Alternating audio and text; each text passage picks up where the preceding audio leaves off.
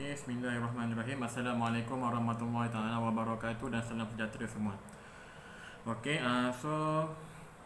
saya mengambil kesempatan lah untuk kelas pada minggu ini untuk kita sama-sama orang kata bincangkan mengenai kemahiran proses sains ataupun short formnya KPS. Okay, so kemahiran proses sains. So selalunya bila kita menyatakan tentang kemahiran proses sains, ianya melibatkan kaedah-kaedah ataupun terma-terma yang digunakan semasa kita membuat eksperimen lah. Dan untuk kertas sains kamu, untuk terutamanya kertas 2, kamu akan jumpa soalan-soalan berkenaan dengan kemahiran proses sains ni pada bahagian A dan juga pada bahagian C soalan nombor 10. So saya kongsikan sekali bersama-sama dengan video ini modul sains plus berkenaan dengan kemahiran proses sains dan teknik-teknik menjawab soalan-soalan yang berkaitan dengan kemahiran proses sains. Sebab saya sedang menanda kertas percubaan kamu ni, dan secara amnya saya dapati masih lagi ramai yang tak boleh ataupun kurang mahir dalam menjawab soalan berkenaan dengan KPS, seperti soalan inference, soalan berkenaan dengan hipotesis, soalan berkenaan dengan pembeli ubah, soalan berkenaan dengan yang common dia pemerhatian dan sebagainya. So mari kita sama-sama tengoklah. Kamu boleh tengok nanti dalam file PDF tu. Dan kamu boleh cubalah buat dalam latihan-latihan yang ada dalam modul tu, dan saya akan sertakan sekali skema-skema jawapan untuk rujukan kamu nanti. So basically dalam kertas SPM kamu nanti, kertas 2 bahagian A, dia akan menguji kefahaman kamu tentang KPS. Dia ada 4 soalan. Satu soalan tu mempunyai 5 markah secara keseluruhannya, 20 markah lah bagi bahagian A. Alright. So antara soalan yang selalu ditanya, contohnya yang berkaitan dengan eksperimen, ialah seperti pemboleh ubah. So basically pemboleh ubah ni ada 3 sahaja, iaitu pemboleh ubah yang dimanipulasi, pemboleh ubah yang bergerak balas, dan juga pemboleh ubah yang dimalarkan. So pemboleh ubah yang dimanipulasi ni basically pemboleh ubah yang berubah-ubah. Benda yang kita uji, itulah pemboleh ubah manipulasi. Alright, manakala pemboleh ubah bergerak balas ialah hasil daripada kita menguji pemboleh ubah dimanipulasi tadi. Hasil eksperimen itulah pemboleh ubah bergerak balas, the outcome. Apa dia kata, the outcome. Dia punya keputusannya itulah pemboleh ubah bergerak balas. Manakala pemboleh ubah yang dimalarkan, dia adalah sesuatu yang kita tetapkan, kita malarkan, tetapkan, kita fixkan dia. Dia tak akan berubah sepanjang eksperimen tersebut. Contohnya mungkin isi padu cecair, contoh. Ataupun mungkin diameter bola besi. Yang mana kita malarkan supaya eksperimen yang kita buat tu dia tak ada orang kata macam gangguan. Dia punya bergerak balas tu dia akan dapat yang lebih jitu. Lebih peka, lebih persis. So ada setengah perkara kita kena malarkan. So bergantung pada eksperimen, mungkin masanya ke, kadar keamatan cahaya ke, apa saja yang kita nak fixkan supaya ianya tidak mempengaruhi pemboleh ubah bergerak balas. Itulah yang dimasukkan dengan dimalarkan, sama sepanjang eksperimen. So dalam konteks kita nak menjawab soalan pemboleh ubah ini, first kali dalam setiap pemboleh ubah ni ada dia punya parameter dia. Alright. So dia ada parameter dia. Contoh macam pepejal, contohnya ada jisim. Kalau melibatkan cecair, mungkin isi padu. Right? Kalau melibatkan macam ketiga-tiganya, iaitu bendalin dan juga pepejal, quantity. Right? Contohnya apa? Seperti kita ada kita mesti mention. Bergantung kepada keadaan fizikal bahan tersebut. So sama ada jisim ke, jenis ke, saiz ke, panjang ke, diameter ke, kehadiran ke. So benda-benda ini, perkataan-perkataan ini perlu disertakan bersesuaian dengan situasinya. So dalam kita menjawab soalan berkenaan pemboleh ubah ini, so kena fahamlah, kena ada perkataan parameter ni. Contoh yang saya boleh ambil. Alright, dalam kamu punya soalan ni, soalan pertama, menunjukkan susunan radas bagi satu eksperimen untuk mengkaji penghasilan tenaga elektrik. Eksperimen ini menggunakan pasangan logam zinc dan plumber. So kalau kamu faham eksperimen ini, dia sebenarnya menguji apa? Dia menguji elektrokimia. Okey, dia elektrokimia. Okey, tentang kata kereaktifan sesuatu logam. Okey, tapi kita bukan nak menguji kereaktifan sangat, kita nak menguji bagaimana okey pasangan logam ini kata boleh menghasilkan tenaga elektrik apabila disambungkan dengan sesuatu elektrolit. Okey. So ini yang kita panggil sebagai elektrokimia, penghasilan tenaga elektrik daripada bahan kimia. Alright. Sebab kalau mengenai itu ada bateri. Okey, yang ada hanya pasangan logam dan juga elektrolit. Okey, elektrolit adalah sesuatu yang boleh membenarkan pengaliran arus elektrik. So apa yang akan berlaku kalau kita letakkan satu pasangan logam yang berlainan ke dalam sesuatu bahan kimia tercair? Okey, adakah ianya akan menghasilkan arus elektrik ataupun tidak? So inilah panggil sebagai elektrokimia. Okey, eksperimen ni berada di bawah tajuk kereaktifan logam. Alright. So dia bagi pasangan plumber dan juga pasangan zinc. Okey, anda adalah bacaan dan sebagainya. Okey, apa yang saya tengok ialah yang satu C nyatakan pemboleh ubah dimanipulasikan dalam eksperimen itu. Okay. So kalau kamu tengok, dia dah bagi macam jadual kosong tu kan. Pasangan logam di belah kiri, belah kanan ialah bacaan voltmeter. Okay. Selalunya bila dia bagi jadual, jawapan bagi pemboleh ubah dimanipulasi berada di bahagian kiri. Okay. Kalau kamu tengok kat situ, yang berubah adalah pasangan logam. Okay, bukannya elektrolit dan sebagainya. So jawapannya ialah pasangan logam. Okay, itu sahaja. Right. Sebab ada saya jumpa jawab tentang isi padu elektrolit lah dan sebagainya. So itu bukan. Okay. So kena faham, kita nak menguji sesuatu. Okay, apa yang kita nak uji? Adakah pasangan logam ini dia boleh menghasilkan ataupun boleh membenarkan pengaliran arus elektrik bila dicelupkan ataupun diletakkan ke dalam satu elektrolit. Tak kisahlah sama ada bahan kimia ke ataupun mungkin jus buah ke, something like that. Okay. So kita nak menguji pasangan tersebut. Okay. So ini contoh-contoh soalan pemboleh ubah yang saya bagilah. Okay, soalan nombor 2 pun sama juga, dia ada tanya. Okay, 2C yang berkenaan kanta cembung, ketebalan kanta cembung dan jarak fokus. Okay. So 2C, dia nyatakan pemboleh ubah dalam eksperimen ini. Okay, so dah ada juga tanya pemboleh ubah yang dimalarkan dan juga pemboleh ubah yang dimanipulasikan. Okay, so pemboleh ubah yang dimalarkan, kalau kamu tengok gambar je, apa yang kamu rasa dimalarkan? Okay. So banyak sebenarnya. Contoh mungkin kata jenis kanta, boleh sebab dia menggunakan kata cembung saja. Okay, dia tak guna kata cekung kan. So jenis kanta. So perkataan jenis tu kena mention. Kalau kamu sebut saja kanta, salah. Okay. So kena mention perkataan jenis kanta. Okay. So kamu contoh, kamu sebut kanta cembung. Saya bagi setengah markah je sebab betul kanta cembung, tapi kita perkataan yang lebih tepat jenis kanta. So itulah parameter dia. Parameter ialah jenis. Okey. Jenis kanta. Kemudian yang dimanipulasikan dalam eksperimen ini, dimanipulasikan apa sebenarnya? Kamu tengok balik soalan dia. Okey. Rajah 2.1 dan rajah 2.2 menunjukkan satu eksperimen untuk mengkaji hubungan antara ketebalan kanta cembung dengan jarak fokusnya. So bila ini dia menyatakan tentang tujuan eksperimen ni. Okey, bila kita sebut tujuan mesti ada perkataan untuk mengkaji, itulah tujuan. Okey. So tujuannya untuk mengkaji hubungan antara ketebalan kanta cembung dengan jarak fokusnya. Selalunya bila kita tulis tujuan, mesti kan kita akan tulis untuk mengkaji hubungan antara dalam kurungan tu MV, iaitu pemboleh ubah dimanipulasi dengan apa? RV. Itu pemboleh ubah yang bergerak balas. So dia dah bagi jawapan pada kamu. So apa yang dimanipulasi ialah ketebalan kanta cembung. Okay. Sebenarnya pernyataan soalan pun dia dah bagi. Mana satu yang dimanipulasi, mana satu yang yang bergerak balas.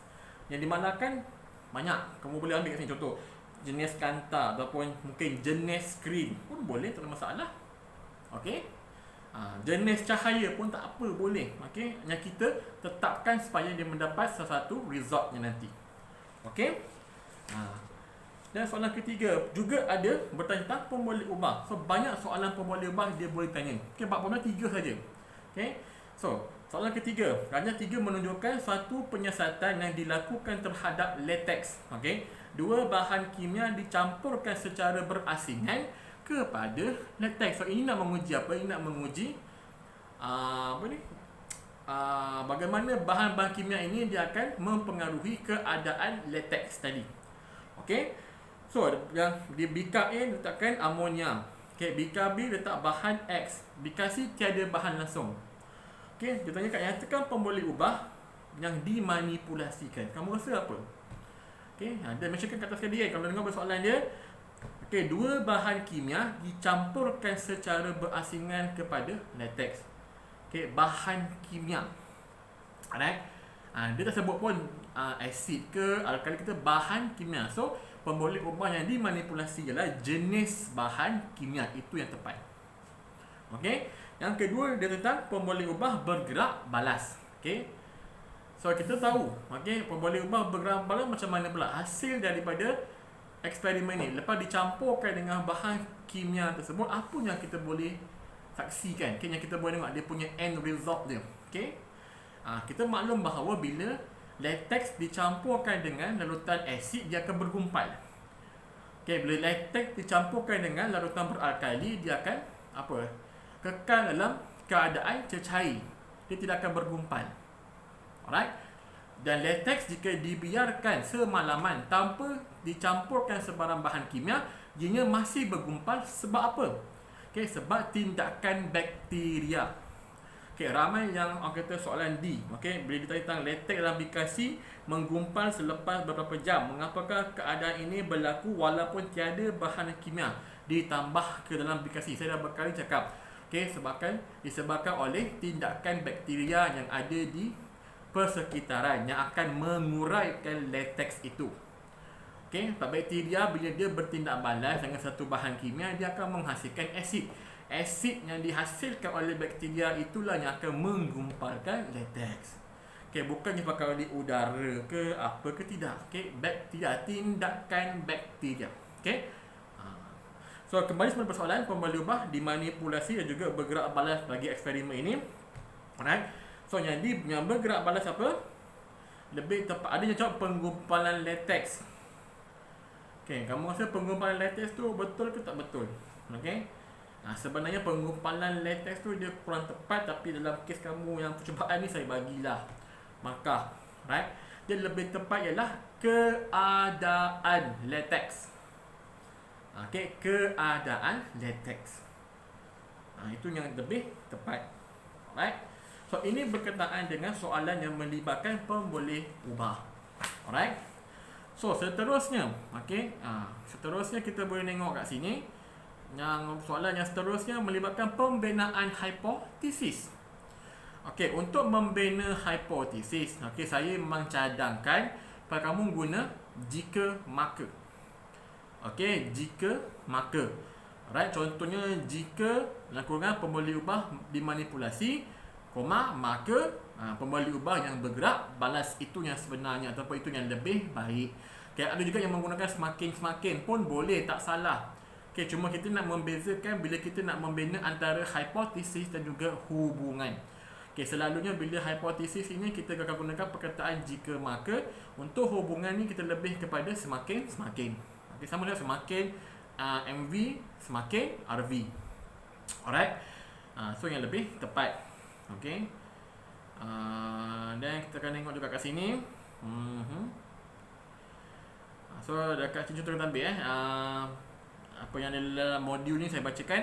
Iaitu jika jisim tin bertambah, maka masa diambil untuk berhenti berion bertambah. Okay. Ataupun yang ni jika sudu keluli direndam dalam larutan natrium klorida, maka warna tidak berubah. Ini contoh-contoh pembinaan hipotesis.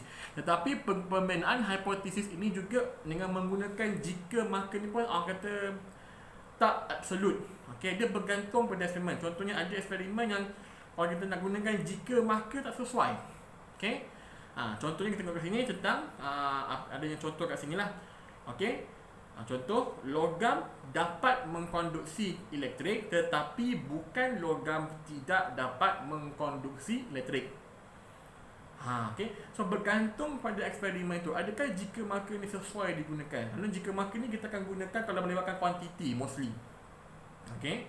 Tapi kalau melibatkan yang secara kualitatif, okay, secara kualitatif yang tak ada orang kata macam kuantitinya, so kita kena orang kata pandai olah. Contohnya macam alloy, okay, mengukur kekerasan alloy, okay, tak ada kuantiti kan. So bagaimana kita nak membina hipotesis untuk nak menyatakan alloy ni lebih keras daripada besi biasa. So contohnya ialah alloy lebih keras daripada logam tulen. Itu pun hipotesis. Okay, dia mesti masukkan pemboleh ubah yang dimanipulasi dan juga pemboleh ubah yang bergerak balas. Okay, ini yang penting dalam hipotesis. Dan untuk makluman kamu, bila kita membina hipotesis ini ialah orang kata macam andaian. Okay, andaian sebelum kita menjalankan eksperimen. Okay, so bila kita membuat satu andaian ataupun hipotesis itu mestilah lengkap. Okay, hipotesis mestilah lengkap dan dia lebih spesifik jika dibandingkan dengan inference. Okay, kalau macam inference ni dia lebih orang kata macam non-specific. Okay, dia macam orang kata macam kesimpulan awal. Alright, contohnya kalau kita ada satu senario tentang inference. Okay, apa ni, contohlah kita ambil ada dua warung. Okay, satu warung tu warung A warna putih, warung B warna hitam. Okay, so peniaga dalam warung A dia relax. Okay, dia waktu siang. Okay, warung B dia panas. Okay, so daripada pemerhatian kita, apa inference yang kita boleh buat? Warung B lebih panas kerana kerana apa? Kerana warna hitam dia menyerap tenaga haba, contoh gitu. Alright. So untuk membina hipotesis dia mesti spesifik. Okay, dan melibatkan dua pemboleh ubah ni, iaitu dimanipulasi dan juga bergerak balas. Alright. Dan untuk pemerhatian, soalan pemerhatian paling senang. Okay, kamu tengok je pada eksperimen tu. Okay, kamu tengok je pada gambar rajah tersebut. Kalau dia ada gambar rajah ke, tengok pada gambar rajah apa yang kamu nampak. Okay, so bila dia bergambar rajah, kamu rujuk pada gambar rajah dan kamu mention kasi apa pemerhatian kamu. Okay, so kalau ada jadual, kamu mention lah apa yang dalam jadual tu diberikan dan apa pemerhatian kamu. Okay, itu sahaja pemerhatian. Alright. Dan selalu kita dapatkan pemerhatian daripada pada akhir eksperimen. Contohnya soalan kat sini. Dalam kamu punya kertas soalan apa ya? Okey. Berkaitan dengan soalan nombor 4. Okey, tentang apa? Tentang ini hubungan antara ni tekanan. Okey, jisim dan juga kedalaman berat pemberat dengan kedalaman mampatan. Okey, ini nak menguji tentang tekanan sebenarnya. Okey, jisim ni tekanan berkaitan terus dengan jisim, betul tak? Okey. So nyatakan satu pemerhatian bagi eksperimen ini. Okey. So dia ada bagi dua, jadual pun ada, gambar rajah pun ada. So kalau saya akan jawab apa? Pemerhatian saya ialah, okey, saya dapati apa sebab bila berat pemberat itu bertambah, kedalaman mampatan pun akan bertambah. Okey. So saya boleh cakap kat sini, contohnya kalau kita nak mentionkan secara spesifik pun boleh, general pun boleh. Contohnya apabila pemberat bertambah, okay, maka kedalaman mampatan juga semakin bertambah, contoh.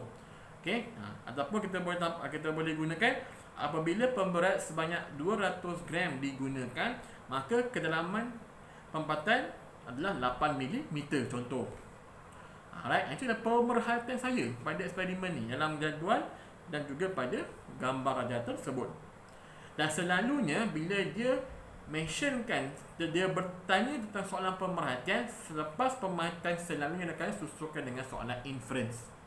Selalunya gitu.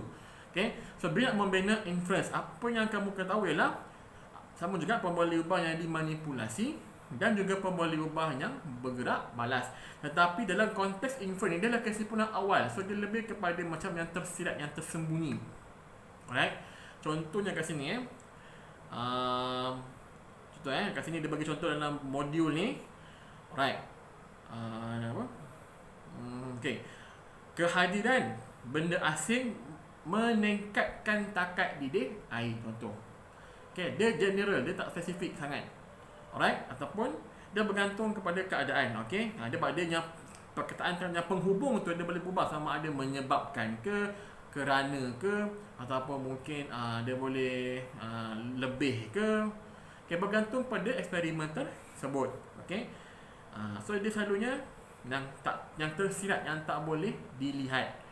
Okey, contohnya macam dia melibatkan antara mungkin antara alloy, antara apa? Antara besi dan juga karbon. Okey, nak menguji tentang apa? Kekuatan ataupun kebolehtempaan antara besi dan juga karbon. Okey. So bila kita menulis inference, kita tak boleh tulis dia punya MV/RV tu dalam keadaan yang tersurat, yang boleh nampak. Okey, kita kena tersiratkan dia, kita kena sembunyikan dia, kita kena generalkan dia. Okey. Contohnya antara logam. Okey, macam tu lah, antara besi dan juga karbon. Okey, besi ialah logam, karbon ialah bukan logam. So kita boleh katakan kat situ logam lebih keras daripada bukan logam, contoh. Ataupun logam boleh ditempa berbanding bukan logam. Contoh gitu. Alright. Ini kita nak membina inference. Okey. Contohnya lagi yang boleh guna dalam modul nanti ialah suhu air suling meningkat disebabkan oleh tindak balas antara air suling dan natrium hidroksida. Contoh inference dia bergantung pada senario yang kamu boleh tengok dalam modul ni nantilah. Alright. And then kita tengok pada apa lagi. Soalan yang dia mungkin tanya ialah DSO, definasi secara operasi. Okay, so definasi secara operasi ni dia mudah. Kamu kena untuk menjawab DSO ni, jawapannya merujuk kepada eksperimen tersebut. Okey, dia merujuk kepada eksperimen tersebut. Alright, contohnya macam apa? Let's say lah kita ambil dia tanya apakah definisi secara operasi bagi asid. Okey, contoh dalam eksperimen kamu lah yang percubaan itu yang berkenaan dengan soalan nombor 3. Okey, yang bahagian A tentang latex kan. Okey, kalaulah dia katakan dia ada letak bahan amonia. Okey, larutan amonia kat situ. Kalau dia soalan, nyatakan definisi secara operasi bagi larutan amonia. Okey, so bila kita nak mendefinisikan secara operasi larutan amonia tersebut, ianya mestilah merujuk kepada eksperimen itu. Okey, bukannya secara am. Kamu tak boleh katakan bahawa larutan amonia ialah satu alkali, tidak. Walaupun betul, tapi DSO ni dia lebih spesifik, dia merujuk kepada eksperimen tersebut. So kamu akan sebut larutan amonia ialah sejenis bahan yang mengekalkan keadaan asal latex. Okey, contoh gitu. So dia bergantung kepada eksperimen itu. Okey, dia tak boleh kamu definekan secara general. Alright. Itu yang kita nak. Okey, itu ialah DSO. Alright. Dan kadang-kadang juga dalam eksperimen kamu, soalan bahagian A ni dia akan bagi satu graf. Okey, so kena apa tu graf lurus. Okey, dia kalau dia suruh lukis graf. Okey, lukis graf. Okey, so ada graf lurus. Okey, ada graf lengkung. Okey, kadang-kadang dia ada histogram, carta palang. So bergantung. Okey, kadang-kadang kalau yang gerakan dia ada suruh lukis tentang pita detik dan sebagainya, carta bar. So ini kamu dah belajar matematik. So kamu boleh bezakan carta bar macam mana, carta histogram macam mana. Alright, lepas tu nak graf lurus macam mana, graf melengkung macam mana. So untuk melukis macam graf lurus, gunakan pembaris. Right? Kalau graf lengkung ni freehand, tapi bila buat freehand tu pastikanlah dia kena pada semua garis, pada semua titik. Freehand saja. Jangan macam kalau kamu ada yang lengkung tu okey juga, tapi saya lebih suka freehand. Yang penting dia connect to all dots. Itu yang penting. Alright. Kemudian histogram dia macam carta bar, cuma dia rapat-rapat.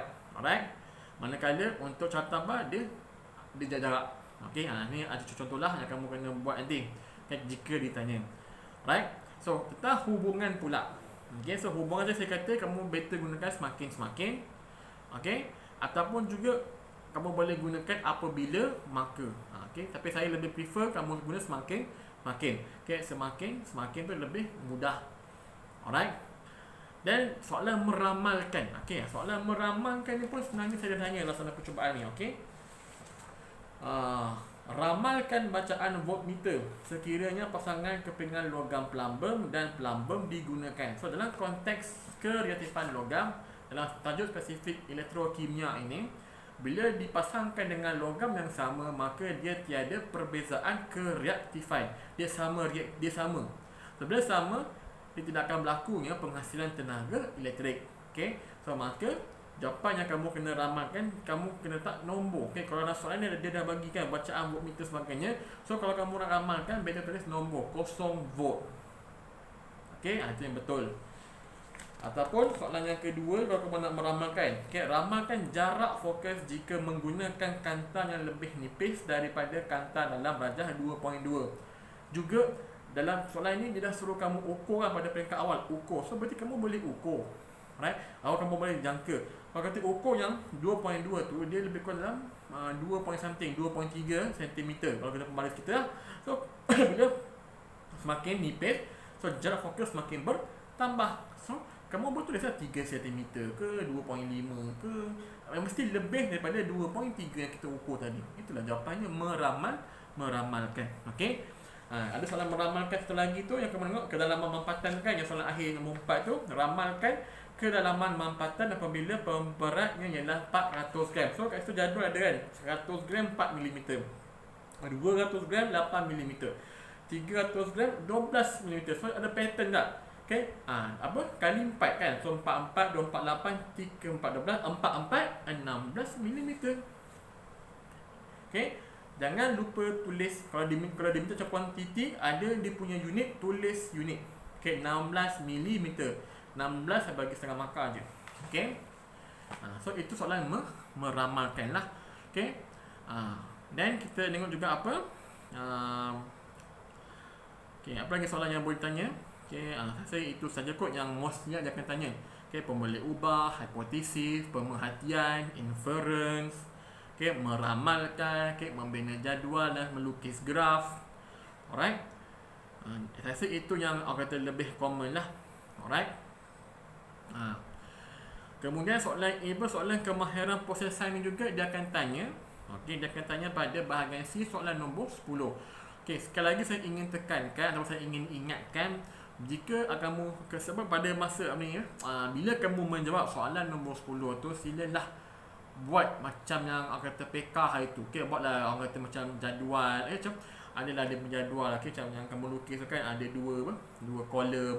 Okay, bagi-bagi row tu. Row pertama apa tujuan, yang kedua apa.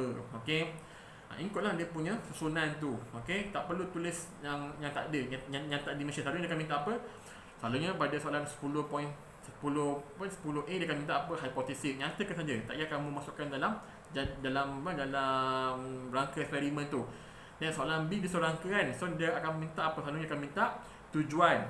Okay, tujuan tulislah untuk mengkaji apa-apa semua tu, untuk mengkaji antara pemboleh ubah manipulasi dengan pemboleh ubah bergerak balas sama. Okey, lepas tu dia akan minta apa lagi? Pemboleh ubah. Okey, pemboleh ubah 3 apa? Nyatakan pemboleh ubah apa? Dimalarkan, dimanipulasi, bergerak balas. Okey, ni apa? Baru dia akan mention bahan dan radas. Okey, bahan dan radas makanya apa? Ada 2 saya. Okey. Mentionkanlah selalunya dalam soalan nombor 10 dia dah bagi sebenarnya. Okey, bahan dan radas. Alright. Contohnya sebentar ya.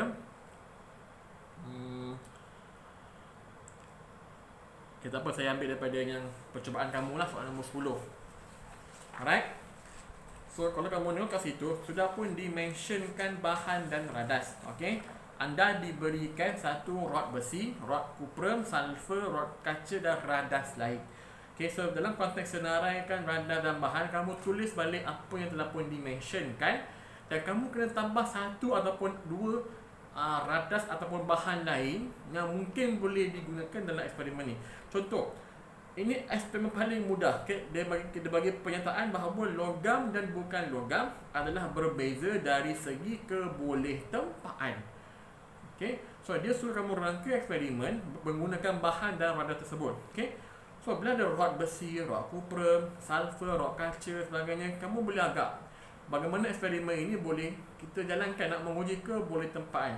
Kalau saya tambah jelah tukul besi.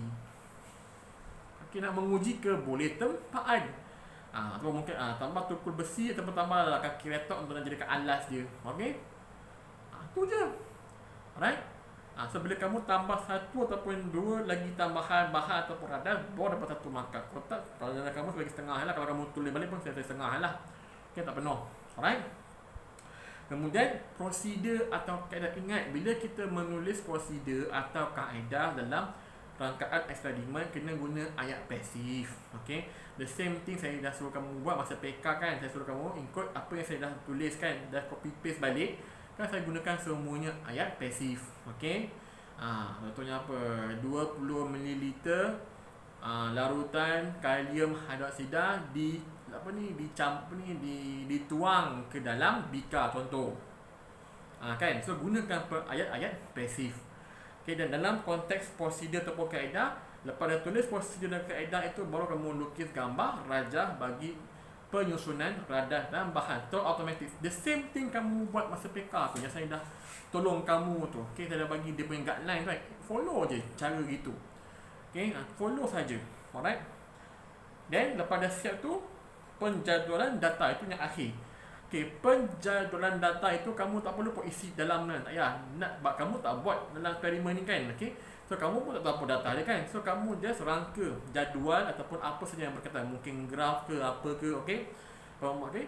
Contohlah dalam konteks kamu ni logam dan bukan logam. Okay. So kamu boleh tulis itu. Okay. Yang kiri jadual. Okay. Buat dua kolom. Kolom pertama selalunya pembaluban yang dimanipulasi, iaitu apa, jenis bahan. Okay. Pada merupakan logam dan bukan logam. So kamu tulis jenis logam bagai manipulasi jenis bahan. Okay. Yang belah kanan selalunya yang bergerak balas apa, keboleh tempaan. Okey. So cukup. Okey. Kalau kamu nak lebih tambah sikit lagi, kamu tulislah kat situ apa, rod besi kat bahagian tulislah rod besi, rod kuprum, sulfur, rod kaca, boleh. Okey. Tapi yang bergerak balas kosong kan, tak payah. Sebab kamu tak buat. Okey. So orang tahu, oh okey, kamu ada idea bagaimana menjadualkan data kamu tu. Okey. Itu sahaja. Okay. Tapi ini pun masih lagi ramai yang belum dapat kuasai lah. Alright. So saya mengharapkan selepas pada kelas hari ini, okay, saya harap kamu semua dapatlah ambil sedikit sebanyak informasi tentang bagaimana nak menjawab soalan tentang kemahiran proses sains bagi bahagian A kertas 2 dan juga untuk bahagian C soalan nombor 10 dalam kertas 2 ni. Okay.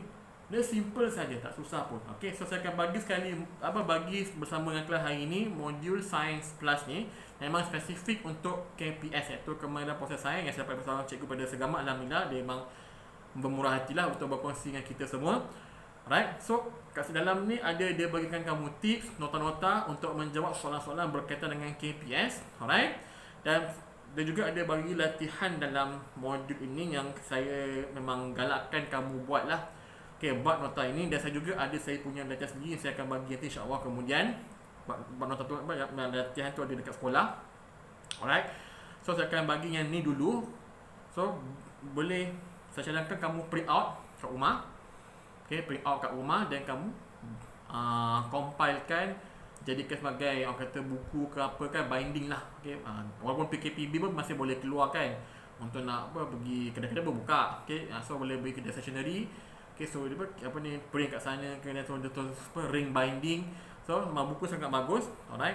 Dia boleh membantu kamu lah dalam memahirkan diri kamu dalam menjawab soalan berkaitan dengan KPS. Alright. So dia ada 79 muka surat. So pada kamu lah. Alright. So pada masa yang sama juga saya akan bagi jawapan ataupun skema berkaitan dengan modul Science Plus ni lah. Okay, so kamu boleh semak dan rujuk kembali lah. Okay. So latih diri kamu untuk jawab dahulu baru semak. Alright. Dan dalam ni pun ada nota yang diberikan, so kamu baca, fahamkan. Alright, dan cuba boleh ikutlah apa yang dia dah ajar. Alright, so ini sedikit sebanyak tentang kemahiran proses sains. Saya mengharapkan yang terbaik untuk kamu semua. Okay, dapat ulang kaji yang baik. Okay, tolong mahirkanlah kemahiran proses sains ni. InsyaAllah dalam masa terdekat ini kita pun ada banyak masa lagi insyaAllah.